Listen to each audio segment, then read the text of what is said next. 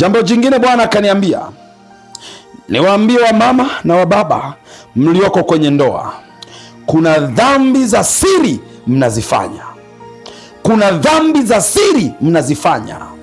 Katika kitabu cha Warumi 1 na ule mstari wa 26 mstari wa 27, maandiko yanasema, hivyo Mungu aliwaacha wafuate tamaa zao za aibu, hata wanawake wakabadili matumizi ya asili kwa matumizi yasiyo ya asili.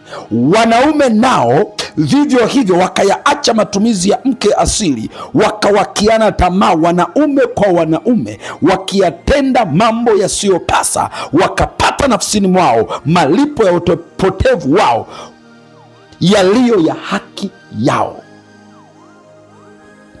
Bwana ameniambia nikwambie, kuna wanawake mmeolewa tena mnasali na mmeokoka, lakini mkirudi kwenye ndoa zenu mnageuzwa kinyume cha maumbile, mnafanyiwa mambo ya ushoga na bwana zenu, na umeokoka.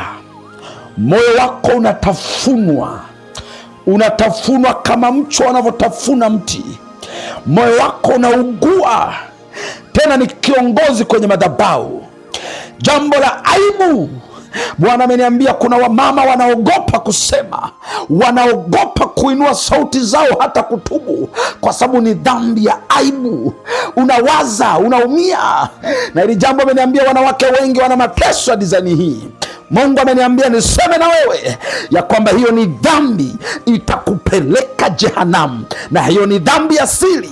Ni kweli hakuna mtu anayejua, lakini Roho Mtakatifu, Mungu mtakatifu, yeye achunguzaye viuno, yeye ambaye alikujua hata kabla hujadhaliwa, amenituma kwako leo ya kwamba ile dhambi, nenda kaitubu. Nenda kaitubu. Nenda kaitubu, mtu wa Mungu. Nenda kaitubu mama. Piga magoti, lia kwa Mungu, tena uitubu, uiache.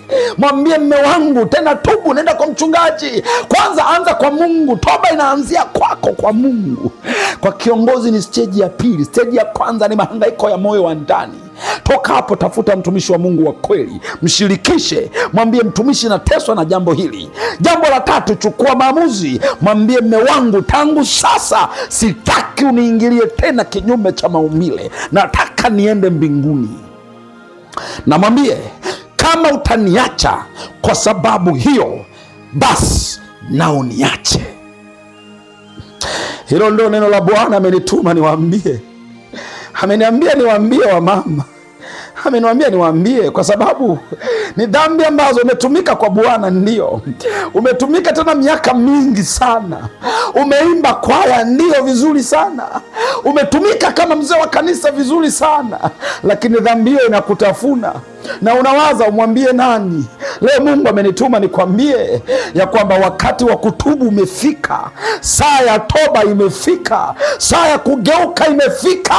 Watu wanakufa, watu wanaondoka, watu wanalala. Wengine waliamka asubuhi, walianza safari za kwenda kazini, kwenda kupokea mishahara, hawakurudi.